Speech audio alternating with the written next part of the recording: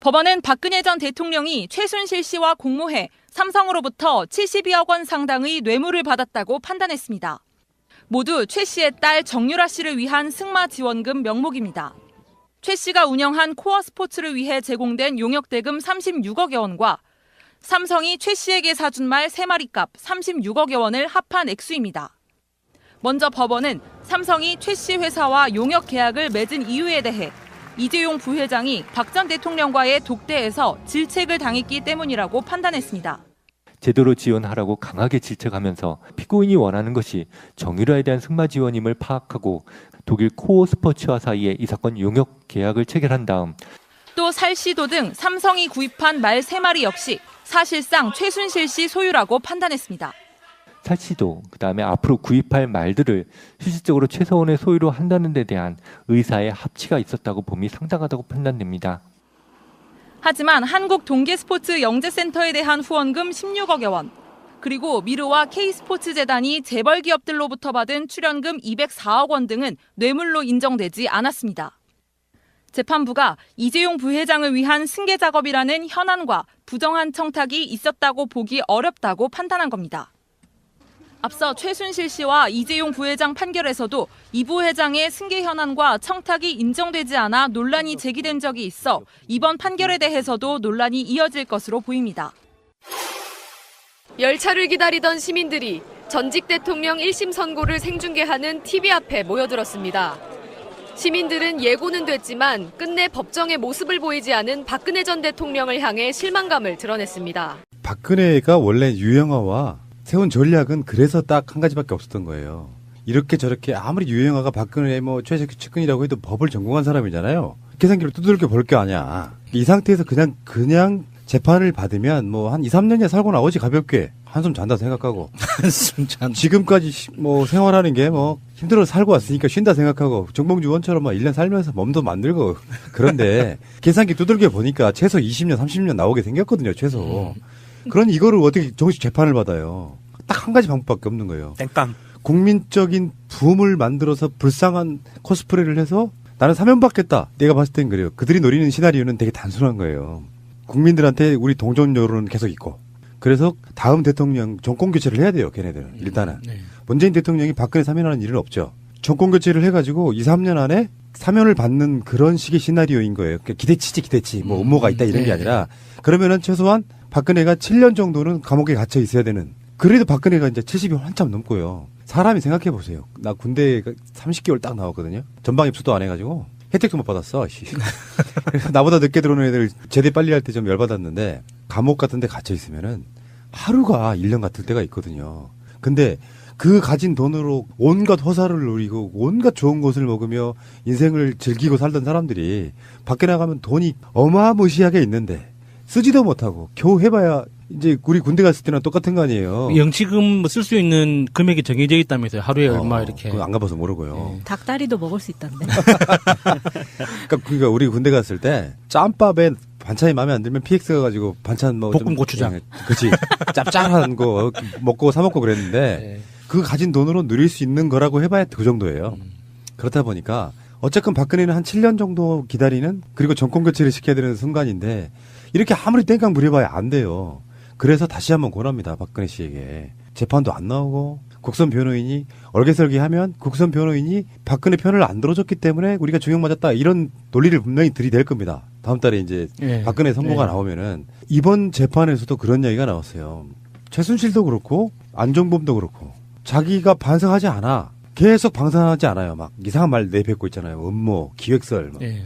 그런 거예요. 정권을 바꾸려고 누군가가 의도적으로 아무 잘못이 없는 관계나 시스템을 지들끼리 관계를 그냥 음모로 그냥 몰아가지고 대통령 끌어내리고 감옥에 가뒀다 이렇게 말하는데 그건 말도 안 되는 것이고 최순실이라든지 박근혜 이 두 사람이 감옥에서 나오는 날은 제일 경계하는 게 그런 거예요. 우리가 봤잖아요. 사형 선고를 받은 전두환. 지금까지 사형 집행을 하지 않고 지금까지 감옥에 gat혀 있었다 그러면 벌써 그게 20년이 넘었잖아요. 그렇죠. 그때쯤 되면 국민적으로 감옥에서 반성도 하고 있다고 하고 내가 발포명령 했는데 정말 역사에 죽을 죄를 지었다고 하고 한 20년 정도 살아서 몸이 너무 쇠약해서 정말 죽을 날을 받아놓을 때 국민들이 생각해 볼까 할 때 논란이나 일어날 정도 그 정도 돼야 되는데 뭐 잠깐 백담 사가고 감옥 잠깐 들어가 있다가 사면 받아가지고 아직도 반성하지 않고 있잖아요. 그러니까 박근혜는 그런 사례를 만들면 안 되죠. 그러니까 진짜 중요한 건 반성이라는 거예요. 네.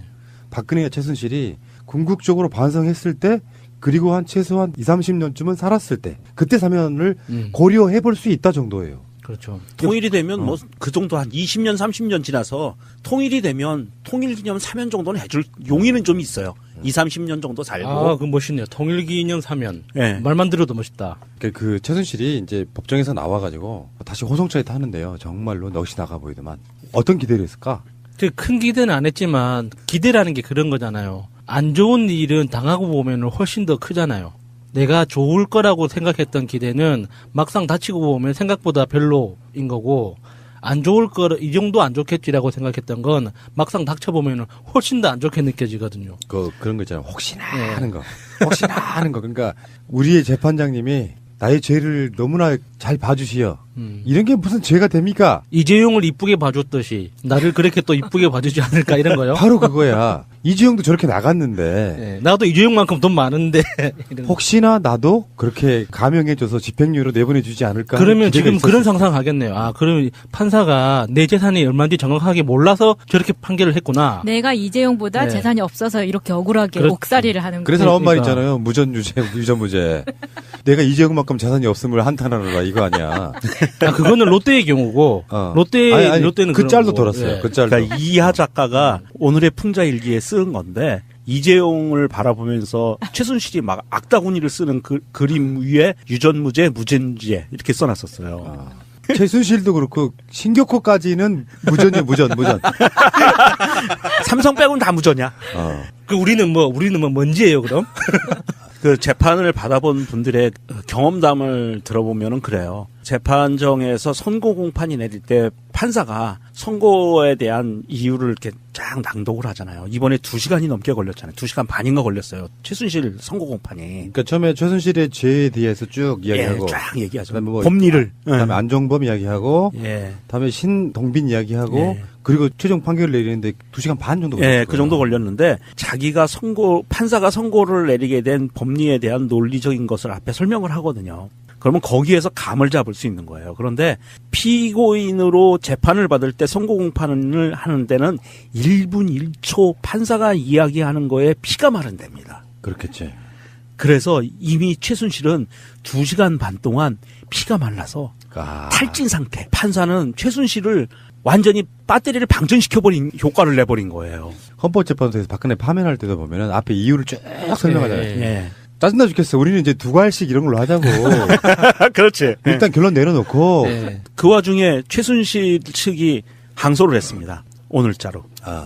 항소 이유를 보면 재밌어요. 항소 이유가 법리를 오해했다. 재판부가. 재판부가요? 네. 자기가 오해한 게 아니고? 네. 재판부가 법리를 오해했고 사실을 오인했고 사실이 아닌데 사실이라고 잘못 믿었고 그리고 자기한테 내려진 20년형 양형이 부당하다라고 항소를 했습니다. 양형이 부당하다는 건 너무 많다는 거잖아요. 네, 아마 더 나올 것 같아요. 예, 그러면 19년 정도 해주죠, 그러면. 아니, 한 25년 나올 것 같아요. 너무 적다는 거야. 나를 뭘로 보고. 그렇지. 내가 박근혜보다 더 나와야 된다 생각하는 거지. 아마 그래서 항소심 가면 25년형으로 확정될 것 같고요. 대법원 가면은 대법원에서는 이유 없음 이렇게 해서 끝날 것 이게 같습니다. 진짜 중요하다니까요. 법원 판결에 있어서 가장 중요한 건 반성이에요. 맞습니다. 그러니까 반성을 처절하게 하면 최소 10년짜리가 있잖아요. 반으로 깎이기도 하고. 그래요. 맞아요. 아니, 그런 차원에서 삼성 생각하면 너무 열받죠, 진짜. 법원이 이제 사람 진짜 뭐 무식쟁이로 보는 건지. 이게 우리나라 사법부에서 제일 문제되는 것 중에 하나가 우리가 항상 봐왔던 장량감경. 판사의 판단에 의해서 그냥 깎아줄 수 있어요. 그러니까 장량 강경이 말이 좋아서 장량이지 내 맘대로잖아요. 그렇죠. 내 맘대로. 이제 거기에 아까 얘기한 정상 참작 반성을 하느냐 뭐 이런 건데 반성하는 기운은 얼마든지 거짓으로 만들어낼 수 있는 거거든요. 아, 근데 이런 건 있어. 이게 전략인데 변호사가 반성을 하게 되면 뭐가 뒤에 남냐면은 자기 범죄를 인정하는 게 인정하는 되는 거죠. 말이에요. 예. 그러니까 최순실이라든지 그들 입장에서는 나는 그렇지 않았다고 인정할 수가 없기 때문에라도 항변을 한단 말이에요. 반성을 안 하고. 예. 근데 국민적 감정과 그렇게 해서 겪은 우리 국가의 어떤 그런 것들 있죠. 자기네 기준에서는 사실은 대통령이 되면 뭐 재벌들 불러다가 후원금도 내게 하고 별짓거리 다 한다고 생각했던 게 죄라고 생각하지 않았기 때문에 그 부분에 대해서는 우리들 입장에서는 전혀 그렇지 않잖아요. 정경유착이 80년대, 70년대 그 뿌리 깊은 정경유착이 사실 다 뇌물이거든요. 정경유착이라는 표현은 정치적 표현인 거지만 예. 맞아요. 법적으로는 뭐 뇌물 뭐 이런 다 게 뇌물이죠. 해당된다고. 예. 근데 그 상황에서 시대가 바뀌었어. 국민적 법감정이 있어. 예전의 관행대로 해왔습니다만 정경유착을 넘어 뇌물로 벌 수 있다는 거에 대해서 이제서야 처절하게 깨닫습니다. 반성하고 국민 여러분께 죄송합니다. 이 정도 메시지가 나와주면요. 가볍게 정리가 돼요. 사회적 기준이 만들어진단 말이에요. 제가 항상 하는 말이 그래요. 범죄를 저지른 특히 위정자 등의 어떻게 역할을 했던 사람들이 자기 자신에 대한 범죄를 인정을 하고 대국민 사과를 하면 상당히 많은 시대가 좋아지는 측면이 있는데 계속 자기들 지지자에 의해서 어그로 끌게 만들어가지고 나라를 혼란 이렇게 만들어가는 게 정말 더 나쁘다는 것이 제가 말씀드리고 싶은 거고 지금 그 자유한국당의 논평이 나는 정말 얘들 왜 이러나 싶은 게 그런 느낌이에요. 이재용 판결에 대해서는 경의를 표했어요. 재판부가 정말 잘 판결했다. 법원의 현명한 판결에 경의를 표한다. 묵시적 청탁이라는 억측과 예단으로 무리하게 혐의들을 끼워 맞추듯 만든 여론몰이 수사와 정치적 수사는 이 땅에 다시는 있어서는 안 될 것이다. 경영 일선에 있어야 할 기업인을 1년간 구속시키고 징역 12년을 구형했던 특검이 이제 답해야 할 차례다. 법원은 지속적으로 정치적 외압이나 여론에 흔들리지 말고 법리와 증거 그리고 양심에 따라 재판에 임해야 할 것이다. 이것이 국민들이 바라는 공정하고 정의로운 나라다운 나라일 것이다. 이 개새끼. 어디서 나라다운 나라를 주둥아리에 올리고 그러니까 이재용 판결을 놓고 공정하고 정의로운 나라다운 나라라고 말을 하고 최순실에 대해서는 이번 판결을 계기로 다시는 대한민국에서 국민이 위임한 숭고한 권력을 사유화하고 이를 개인의 사리사욕에 이용하는 국정농단의 역사가 되풀이되지 않기를 바란다. 아니 이게 이 방금 그 장제원의 개소리만 보면 자기들은 이번 국정농단 사태하고 아무 상관없는 제3자인 척해. 자기들은 아무 책임도 없고 아무 그러니까. 관련도 없었던 이런 사건을 처음 보는 낯선 것처럼 이렇게 이야기하는 게 그러니까 박근혜가 자기 당의 사실상의 존재였잖아요. 사실상의 존재. 그렇죠. 그래서 공천까지도 친박으로 전횡을 휘둘렀고. 그러니까 원내대표가 김기춘이 지시하는 대로 수행하고 움직였다는 증거들이 다 나왔었잖아요. 수사 과정에서. 그러니까 이 개 XX는 이런 거지. 박근혜가 탄핵당하니까 바른정당 만들어서 턱기고 33명이나 그리고 정치적인 어떤 상황이 또 불리해지니까 다시 복당하고 요 개지랄들을 했던 그러니까 복당한 이유가 딱 하나밖에 없는 거잖아요. 큰 간판이 필요하니까 복당한 거지. 그거 말고 뭐 있어요, 이것들이. 예. 그러니까 최순실의 이제 구형을 보고 아까도 이야기가 좀 더 나왔습니다만 박근혜에겐 중형이 불가피하고 근데 이제 이런 논리들도 있어요. 뭐 다른 방송에 또 그래야 다루겠습니다만 결국에는 지금 이재용 판결과 최순실 판결과 앞으로 있을 박근혜의 판결을 대략 예상해 보면 그거 핵심은 이제 다 지우고 박근혜라고 하는 어마어마한 권력자가 최순실이란 공범과 함께 재벌들을 찍어 누르니 어떡하냐? 여기 이제 이재용에 대한 논리 같은 그렇죠. 거예요. 네. 어차피 이재용이 그 박근혜의 어떤 요구에 대해서 화답하지 않았더라도 삼성이 망할 일은 없어요. 깨놓고 이야기해서. 아, 그렇죠. 예. 이재용은 달랐단 말이에요. 승계 작업에 있어가지고 지분 문제, 국민연금. 그러니까 그 지점에 대해서 우리가 조심해야 되는 거예요. 제가 생활 속에서 삼성 불매 운동을 한다고 하지만 그 삼성 불매 운동은 굉장히 상징적인 거일 뿐이에요. 삼성을 망하게 하자는 게 목적이 아니라 이재용은 삼성그룹하고 관계가 없는 사람이에요. 실제로는 개인 재산을 관리하기 위한 방법으로 삼성그룹이라는 도구를 선택한 그 일가인 거죠. 그러니까 삼성은 기업으로서 굉장히 훌륭한 기업이고 우리가 보호할 수만 있다면 계속 그 브랜드를 활용해 나가고 국가적 브랜드로 키워 나가야 되는 건 맞아요. 그런데 삼성이 기업으로서 훌륭한 것과 이재용이 자기의 개인 재산을 삼성이라는 기업을 활용해서 탈세하고 불법적으로 승계하고 상속하기 위해서 이렇게 정치를, 법을, 사회적인 규칙들을 이렇게 개무시하면서 전부 다 이 나라 자체를 자기들 발 아래 놓고 움직이는 건 다른 차원의 문제인 거거든요. 그러니까 SK도 그렇고 롯데도 그렇고 기본적으로 구조는 똑같습니다. 요번에 롯데 이렇게 그 신동빈이 구속되니까 기업들이 위축된다 그러는데 그러면은 기업들은 다 불법을 저지르고 있다는 뜻이잖아요. 그게 어떻게 그 말이 안 되는 소리잖아요.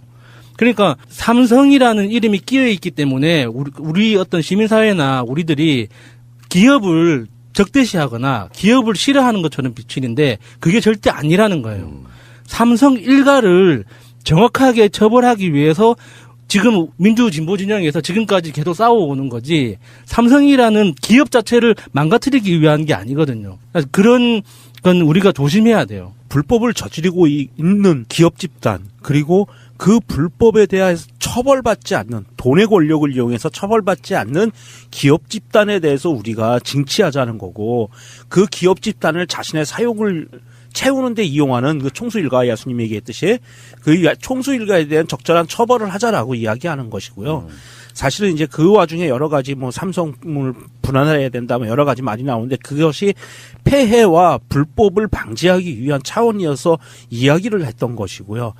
그런데 언론에서는 삼성만 나오면 롯데만 나오면 현대만 나오면 대한민국의 이 재벌 그룹들이 관련된 범죄에 대한 수사나 재판의 결과가 나오거나 중간에 동향에 대한 뉴스를 전할 때는 항상 그 얘기가 붙습니다. 대한민국 경제가 이 기업이 잘못되면 대한민국 경제가 안 좋다. 이 기업에 먹여 살리고 있는 노동자들은 누가 책임질 거냐. 이 기업이 그래서 망하면 누가 책임질 거냐. 뭐 이딴 식의 논리밖에 세우지를 않고 있어요. 그런데 이 논리가 어디를 이용해서 퍼지냐면 예전에는 조중동을 이용해서 퍼졌거든요. 조선일보가 선두에 서서 항상 그 깃발을 들었는데 요즘은 경제신문으로 옮겨갔어요. 경제신문들이 계속 이런 논리를 개발해서 끊임없이 나오고 있습니다. 예. 어쨌든 간에 최순실의 혐의가 20개 가운데서 박근혜와 교집합인 공범관계가 13개예요. 그중에 삼성에 대한 제3자 뇌물수수 혐의 2개를 제외하고 11개 혐의에 대해서 유죄를 선고했거든요. 근데 박근혜만의 죄가 있어요 또. 최순실과 겹치지 않는 누가 더 이제 창의적 범죄를 했느냐 이런 건데 자 그거 법원을 한 무대기로 본다면 최순실과 박근혜가 공범 관계인 법의 판단은 사실상 그 범위를 벗어나기는 어렵다. 확 벗어나지는 않을 거 아니에요. 공범을 관계를 받고 유죄를 확정했으니까 박근혜의 그 창의적 범죄, 크리에이티브한 범죄 몇 가지가 더 있습니다. 첫 번째, 문화예술계 블랙리스트 기획 및 집행 지시는 직권남용 및 강요. 두 번째, 문화체육관광부 1급 공무원 3명에 대한 사표 제출 강요. 이것도 직권남용 및 강요고요. 세 번째, 노태강 전 문체부 체육국장 사직 강요. 이것도 직권남용 및 강요고요. 네 번째, 이미경 CJ 부회장 퇴진 압력. 이것은 강요 미수입니다. 다섯 번째는 최 씨 상대 청와대 비밀 문건 유출. 이것은 공무상 비밀 누설죄입니다. 우리가 대충 때려도 사실상 최순실은 지금 23년 맞은 거거든요. 다른 혐의에 있어 유죄를 받은 게 있으니까. 네. 예, 그렇죠. 합쳐가지고 박근혜는 지금 최순실 20 플러스 이렇게 합쳐지고 책임 있는 자리에 있는 자이기 때문에 훨씬 더 중형이 나올 거라고 보면 최소 25년에서 그 이상. 최대 50년이라고 들었어요. 네. 예. 그러니까 법률에는 30년까지 돼 있고요. 징역형이 예. 30년까지 돼 있고 50년까지 가중 처벌할 수 있다라고 돼 있고요. 그리고 그거보다 무서운 게 무기징역 그리고 사형이에요. 어느 시점까지 저렇게 빡빡 나는 잘못이 없어를 우기다가 어느 시점에서 진정한 참회의 눈물을 흘릴지도 한번 지켜봐야겠습니다. 박근혜 씨가 만약에 법정 최고형을 받는다. 뭐 제 생각대로 무기징역을 받았다. 그러면 그 다음에 또 재판이 또 있잖아요. 이번 사건 말고 또 추가된 혐의가 또 하나 있어서 재판이 예. 열릴 거거든요. 국정원 특활비 유용 문제. 아 그러네. 그거 또 남았어요, 재판이. 아이고. 그러면 거기에 또 무기징역 더하기 몇 년이 돼버린단 말입니다. 박근혜의 범죄 개수가 한 100개쯤 되면 대략 예. 이명박의 범죄 개수는 대략 세어보니까 한 500개쯤 되더만요. 어마어마하게 나쁜 놈이었던 게 드러나고 짧게 제가 이런 말씀 하나 드리고 싶어요. 박근혜 씨가 대선 주자로 나왔을 때 제가 트위터 등을 통해서 했던 말이에요. 내가 박근혜라면 아버지의 죄, 아버지가 국민들께 행했던 여러 가지 민주주의를 말살하는 죄들 있잖아요. 그것을 대신 사죄하면서 인혁당 사건 같은 경우 있잖아요. 예. 그런 사건들을 통해서 돌아가신 분도 많고 정치권에 나왔으면 자기 자신의 무리들, 유신, 보수 수구정당 이런 무리들을 위해서 싸우는 게 아니라 힘약한 국민들을 위해서 싸우는 박정희 왕조의 박근혜 공주가 됐다면 굉장히 오랜 시간 동안 추앙받았을 건데 라는 생각을 이야기를 해본 적이 있는데 타고난 피가 어디 가겠습니까? 결국에는 그렇게 망하는 거고요. 최순실이란 공범과 함께 재벌들을 찍어 누르니 어떡하냐? 여기 이제 이재용에 대한 논리 같은 거예요. 네. 어차피 이재용이 그 박근혜의 어떤 요구에 대해서 화답하지 않았더라도 삼성이 망할 일은 없어요. 깨놓고 이야기해서. 아, 그렇죠. 예. 이재용은 달랐단 말이에요. 승계 작업에 있어가지고 지분 문제, 국민연금. 그러니까 그 지점에 대해서 우리가 조심해야 되는 거예요. 제가 생활 속에서 삼성 불매 운동을 한다고 하지만 그 삼성 불매 운동은 굉장히 상징적인 거일 뿐이에요. 삼성을 망하게 하자는 게 목적이 아니라 이재용은 삼성그룹하고 관계가 없는 사람이에요. 실제로는 개인 재산을 관리하기 위한 방법으로 삼성그룹이라는 도구를 선택한 그 일가인 거죠. 그러니까 삼성은 기업으로서 굉장히 훌륭한 기업이고 우리가 보호할 수만 있다면 계속 그 브랜드를 활용해 나가고 국가적 브랜드로 키워 나가야 되는 건 맞아요. 그런데 삼성이 기업으로서 훌륭한 것과 이재용이 자기의 개인 재산을 삼성이라는 기업을 활용해서 탈세하고 불법적으로 승계하고 상속하기 위해서 이렇게 정치를, 법을, 사회적인 규칙들을 이렇게 개무시하면서 전부 다 이 나라 자체를 자기들 발 아래 놓고 움직이는 건 다른 차원의 문제인 거거든요. 그러니까 SK도 그렇고 롯데도 그렇고 기본적으로 구조는 똑같습니다. 요번에 롯데 이렇게 신동빈이 구속되니까 기업들이 위축된다 그러는데 그러면은 기업들은 다 불법을 저지르고 있다는 뜻이잖아요. 그게 어떻게 말이 안 되는 소리잖아요. 그러니까 삼성이라는 이름이 끼어 있기 때문에 우리 어떤 시민사회나 우리들이 기업을 적대시하거나 기업을 싫어하는 것처럼 비치는데 그게 절대 아니라는 거예요. 삼성 일가를 정확하게 처벌하기 위해서 지금 민주진보 진영에서 지금까지 계속 싸워오는 거지 삼성이라는 기업 자체를 망가뜨리기 위한 게 아니거든요. 그런 건 우리가 조심해야 돼요. 불법을 저지르고 있는 기업 집단 그리고 그 불법에 대해서 처벌받지 않는 돈의 권력을 이용해서 처벌받지 않는 기업 집단에 대해서 우리가 징치하자는 거고 그 기업 집단을 자신의 사욕을 채우는 데 이용하는 그 총수일가 야수님이 얘기했듯이 그 총수일가에 대한 적절한 처벌을 하자라고 이야기하는 것이고요. 사실은 이제 그 와중에 여러 가지 삼성을 분할해야 된다 여러 가지 말이 나오는데 그것이 폐해와 불법을 방지하기 위한 차원이어서 이야기를 했던 것이고요. 그런데 언론에서는 삼성만 나오면 롯데만 나오면 현대만 나오면 대한민국의 이 재벌 그룹들이 관련된 범죄에 대한 수사나 재판의 결과가 나오거나 중간에 동향에 대한 뉴스를 전할 때는 항상 그 얘기가 붙습니다. 대한민국 경제가 이 기업이 잘못되면 대한민국 경제가 안 좋다. 이 기업에 먹여 살리고 있는 노동자들은 누가 책임질 거냐. 이 기업이 그래서 망하면 누가 책임질 거냐. 이딴 식의 논리밖에 세우지를 않고 있어요. 그런데 이 논리가 어디를 이용해서 퍼지냐면 예전에는 조중동을 이용해서 퍼졌거든요. 조선일보가 선두 어마무시하게 있는데 쓰지도 못하고 겨우 해봐야 이제 우리 군대 갔을 때랑 똑같은 거 아니에요. 영치금 쓸 수 있는 금액이 정해져 있다면서요. 하루에 얼마 이렇게. 그거 안 가봐서 모르고요. 닭다리도 먹을 수 있던데. 그러니까 우리 군대 갔을 때 짬밥에 반찬이 마음에 안 들면 PX 가가지고 반찬 볶음 고추장. 그렇지. 짭짤한 거 먹고 사 먹고 그랬는데 네. 그 가진 돈으로 누릴 수 있는 거라고 해봐야 그 정도예요. 그렇다 보니까 어쨌건 박근혜는 한 7년 정도 기다리는 그리고 정권 교체를 시켜야 되는 순간인데 이렇게 아무리 땡깡 부려봐야 안 돼요. 그래서 다시 한번 권합니다. 박근혜 씨에게. 재판도 안 나오고 국선 변호인이 얼개설기하면 국선 변호인이 박근혜 편을 안 들어줬기 때문에 우리가 중형 맞았다 이런 논리를 분명히 들이댈 겁니다. 다음 달에 이제 박근혜 선고가 나오면은 이번 재판에서도 그런 이야기가 나왔어요.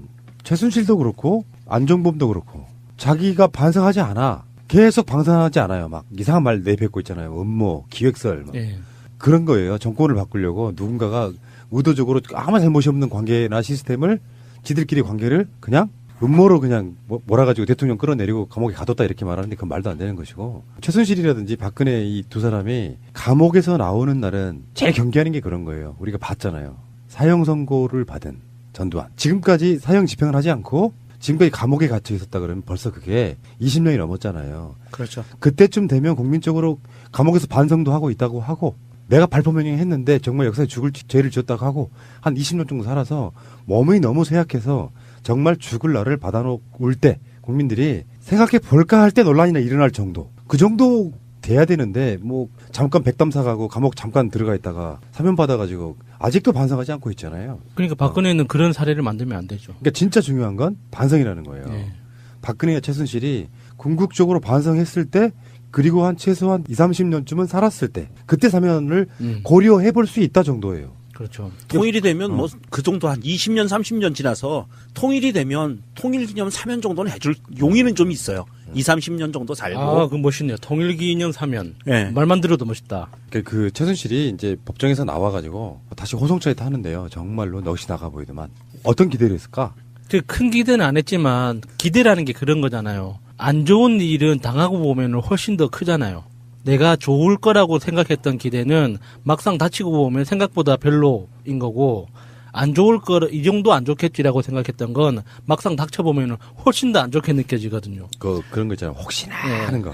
혹시나 하는 거. 그러니까 우리의 재판장님이 나의 죄를 너무나 잘 봐주시어.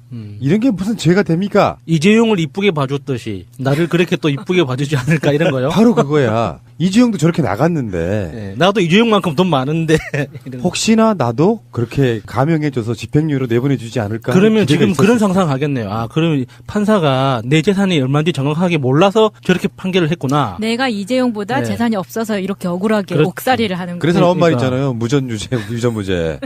내가 이재용만큼 재산이 없음을 한탄하는. 법원은 박근혜 전 대통령이 최순실 씨와 공모해 삼성으로부터 72억 원 상당의 뇌물을 받았다고 판단했습니다. 모두 최 씨의 딸 정유라 씨를 위한 승마 지원금 명목입니다. 최 씨가 운영한 코어 스포츠를 위해 제공된 용역대금 36억여 원과 삼성이 최 씨에게 사준 말 3마리 값 36억여 원을 합한 액수입니다. 먼저 법원은 삼성이 최 씨 회사와 용역 계약을 맺은 이유에 대해 이재용 부회장이 박 전 대통령과의 독대에서 질책을 당했기 때문이라고 판단했습니다. 제대로 지원하라고 강하게 질책하면서 피고인이 원하는 것이 정유라에 대한 승마 지원임을 파악하고 독일 코어 스포츠와 사이에 이 사건 용역 계약을 체결한 다음 또 살시도 등 삼성이 구입한 말 3마리 역시 사실상 최순실 씨 소유라고 판단했습니다. 살시도 그다음에 앞으로 구입할 말들을 실질적으로 최서원의 소유로 한다는 데 대한 의사의 합치가 있었다고 봄이 상당하다고 판단됩니다.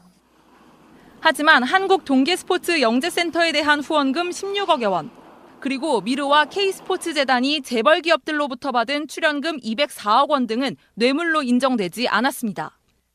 재판부가 이재용 부회장을 위한 승계 작업이라는 현안과 부정한 청탁이 있었다고 보기 어렵다고 판단한 겁니다. 앞서 최순실 씨와 이재용 부회장 판결에서도 이 부회장의 승계 현안과 청탁이 인정되지 않아 논란이 제기된 적이 있어 이번 판결에 대해서도 논란이 이어질 것으로 보입니다. 열차를 기다리던 시민들이 전직 대통령 1심 선고를 생중계하는 TV 앞에 모여들었습니다. 시민들은 예고는 됐지만 끝내 법정의 모습을 보이지 않은 박근혜 전 대통령을 향해 실망감을 드러냈습니다. 박근혜가 원래 유영아와 세운 전략은 그래서 딱 한 가지밖에 없었던 거예요. 이렇게 저렇게 아무리 유영아가 박근혜 최측근이라고 해도 법을 전공한 사람이잖아요. 계산기를 두들겨 볼 게 아니야. 이 상태에서 그냥 재판을 받으면 뭐 한 2, 3년이야 살고 나오지 가볍게. 한숨 잔다 생각하고. 지금까지 뭐 생활하는 게 뭐 힘들어서 살고 왔으니까 쉰다 생각하고 정봉주 의원처럼 막 1년 살면서 몸도 만들고 그런데 계산기 두들겨 보니까 최소 20년, 30년 나오게 생겼거든요. 최소. 그러니 이거를 어떻게 정식 재판을 받아요. 딱 한 가지 방법밖에 없는 거예요. 땡깡. 국민적인 붐을 만들어서 불쌍한 코스프레를 해서 나는 사면 받겠다. 내가 봤을 땐 그래요. 그들이 노리는 시나리오는 되게 단순한 거예요. 국민들한테 우리 동정 여론은 계속 있고.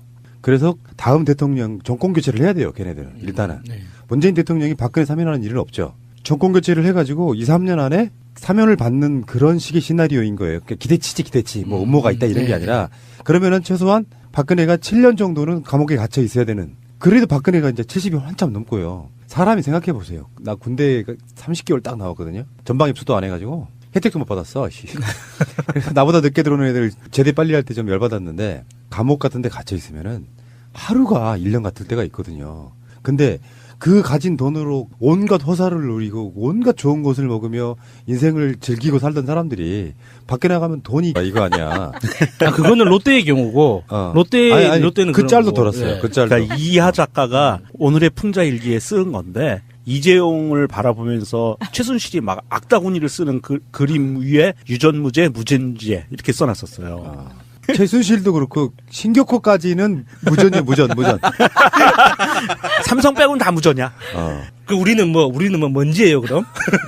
그 재판을 받아본 분들의 경험담을 들어보면은 그래요. 재판정에서 선고 공판이 내릴 때 판사가 선고에 대한 이유를 이렇게 쫙 낭독을 하잖아요. 이번에 2시간이 넘게 걸렸잖아요. 2시간 반인가 걸렸어요. 최순실 선고 공판이. 그러니까 처음에 최순실의 죄에 대해서 쭉 이야기하고, 예, 쫙 얘기하죠. 그다음에 뭐 법리를. 그다음에 안종범 이야기하고, 예. 다음에 신동빈 이야기하고, 예. 그리고 최종 판결을 내리는데 2시간 반 정도 걸렸어요. 예, 그 정도 걸렸는데 자기가 판사가 선고를 내리게 된 법리에 대한 논리적인 것을 앞에 설명을 하거든요. 그러면 거기에서 감을 잡을 수 있는 거예요. 그런데 피고인으로 재판을 받을 때 선고 공판을 하는 데는 1분 1초 판사가 이야기하는 거에 피가 마른답니다. 그렇겠지.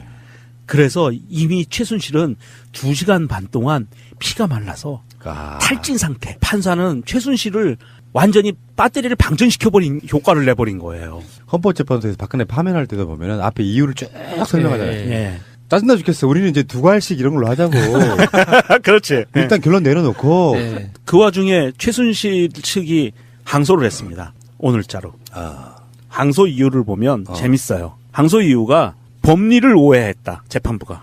재판부가요? 네. 자기가 오해한 게 아니고? 네. 재판부가 법리를 오해했고 사실을 오인했고 사실이 아닌데 사실이라고 잘못 믿었고 그리고 자기한테 내려진 20년형 양형이 부당하다라고 항소를 했습니다. 양형이 부당하다는 건 너무 많다는 거잖아요. 네, 아마 더 나올 것 같아요. 예, 그러면 19년 정도 해주죠, 그러면. 아니, 한 25년 나올 것 같아요. 너무 적다는 거야. 나를 몰라보고. 그렇지. 내가 박근혜보다 더 나와야 된다 생각하는 거지. 아마 그래서 항소심 가면 25년형으로 확정될 것 같고요. 대법원 가면은 대법원에서는 이유 없음 이렇게 해서 끝날 것 이게 같습니다. 진짜 중요하다니까요. 법원 판결에 있어서 가장 중요한 건 반성이에요. 맞습니다. 그러니까 반성을 처절하게 하면 최소 10년짜리가 있잖아요. 반으로 깎이기도 하고. 그래요. 맞아요. 아니, 그런 차원에서 삼성 생각하면 너무 열받죠, 진짜. 법원이 이제 사람 진짜 뭐 무식쟁이로 보는 건지. 이게 우리나라 사법부에서 제일 문제되는 것 중에 하나가 우리가 항상 봐왔던 장량감경. 판사의 판단에 의해서 그냥 깎아줄 수 있어요. 장량 강경이 말이 좋아서 장량이지 내 맘대로잖아요. 그렇죠. 내 맘대로. 이제 거기에 아까 얘기한 정상 참작 반성을 하느냐 뭐 이런 건데 반성하는 기운은 얼마든지 거짓으로 만들어낼 수 있는 거거든요. 아, 근데 이런 건 있어.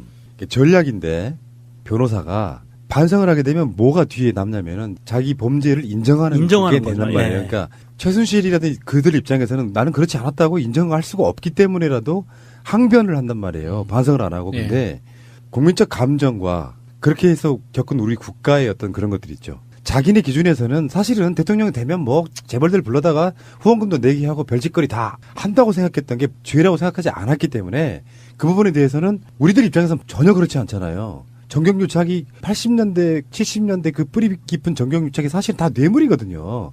정경유착이라는 표현은 정치적 표현인 거지만 네. 맞아요. 법적으로는 뭐 뇌물 뭐 이런 게 해당된다고. 네. 근데 그 상황에서 시대가 바뀌었어. 국민적 법감정이 있어. 예전의 관행대로 해왔습니다만 정경유착을 넘어 뇌물로 벌 수 있다는 거에 대해서 이제서야 처절하게 깨닫습니다. 반성하고 국민 여러분께 죄송합니다.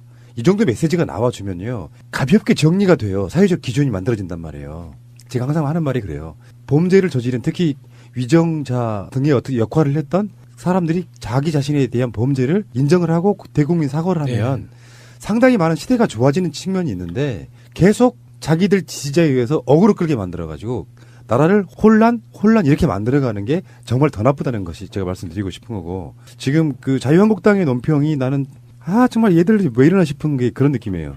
이재용 판결에 대해서는 경의를 표했어요. 재판부가 정말 잘 판결했다. 법원의 현명한 판결에 경의를 표한다. 묵시적 청탁이라는 억측과 예단으로 무리하게 혐의들을 끼워 맞추듯 만든 여론몰이 수사와 정치적 수사는 이 땅에 다시는 있어서는 안 될 것이다. 경영일선에 있어야 할 기업인을 1년간 구속시키고 징역 12년을 구형했던 특검이 이제 답해야 할 차례다. 법원은 지속적으로 정치적 외압이나 여론에 흔들리지 말고 법리와 증거 그리고 양심에 따라 재판에 임해야 할 것이다. 이것이 국민들이 바라는 공정하고 정의로운 나라다운 나라일 것이다. 이 개새끼. 어디서 나라다운 나라를 주둥아리에 올리고. 그러니까 이재용 판결을 놓고 공정하고 정의로운 나라다운 나라라고 말을 하고 최순실에 대해서는 이번 판결을 계기로 다시는 대한민국에서 국민이 위임한 숭고한 권력을 사유화하고 이를 개인의 사리사욕에 이용하는 국정농단의 역사가 되풀이되지 않기를 바란다. 아니 이 방금 그 장제원의 개소리만 보면 자기들은 이번 국정농단 사태하고 아무 상관없는 제3자인 척해. 자기들은 아무 책임도 없고 아무 그러니까. 관련도 없었던 이런 사건을 처음 보는 낯선 것처럼 이렇게 이야기하는 게 그러니까 박근혜가 자기 당의 사실상의 존재였잖아요. 사실상의 존재. 그렇죠. 그래서 공천까지도 친박으로 전횡을 휘둘렀고. 그러니까 원내대표가 김기춘이 지시하는 대로 수행하고 움직였다는 증거들이 다 나왔었잖아요. 수사 과정에서. 그러니까 이 개 XX는 이런 거지. 박근혜가 탄핵당하니까 바른정당 만들어서 턱끼고 33명이나 그리고 정치적인 어떤 상황이 또 불리해지니까 다시 복당하고 요 개지랄들을 했던 그러니까 복당한 이유가 딱 하나밖에 없는 거잖아요. 큰 간판이 필요하니까 복당한 거지. 그거 말고 뭐 있어요, 이것들이. 예. 그러니까 최순실의 이제 구형을 보고 아까도 이야기가 좀 더 나왔습니다만 박근혜에겐 중형이 불가피하고 근데 이제 이런 논리들도 있어요. 뭐 다른 방송에 또 그래야 다루겠습니다만 결국에는 지금 이재용 판결과 최순실 판결과 앞으로 있을 박근혜의 판결을 대략 예상해 보면 그거 핵심은 이제 다 지우고 박근혜라고 하는 어마어마한 권력자가